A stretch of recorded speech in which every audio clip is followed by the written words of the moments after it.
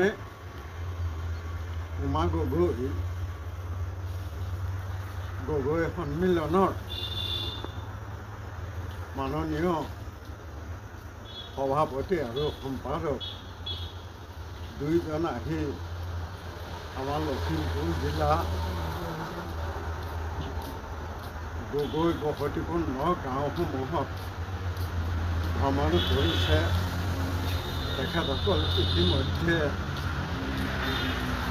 লখিমপুৰ জিলাৰ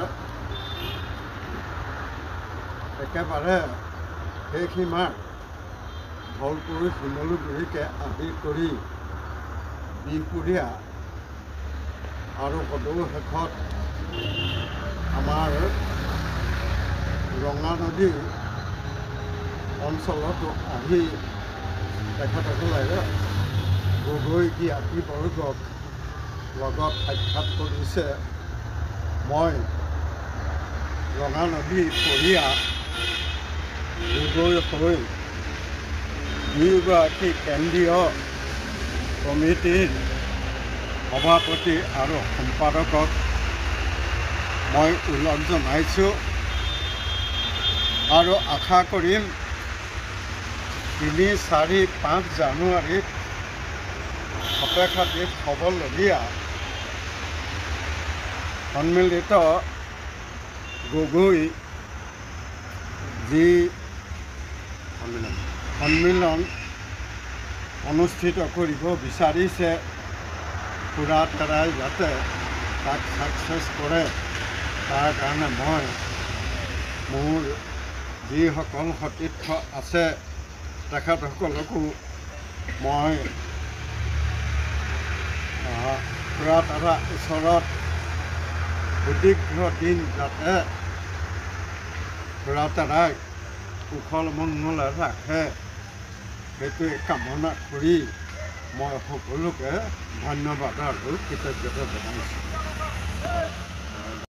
মঞ্চৰ কেন্দ্ৰীয় তদৰ্থ সমিতিৰ সভাপতি মানচাও ৰজত গগৈ আৰু মই দ্বিতীয় সম্পাদক কল্যাণ গগৈ আহি লখিমপুৰ জিলাৰ নাওবৈচা অঞ্চলৰ বিশিষ্ট ব্যক্তি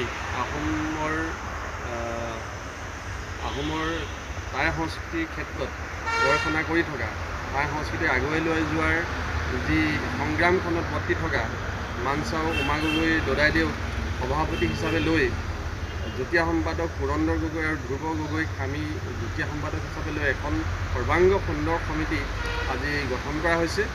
নাওবৈচা আমি সমষ্টি বুলি আমি ঘোষণা কৰিছোঁ। ৰঙানদী সমষ্টি হিচাপে আমি ঘোষণা কৰিছোঁ।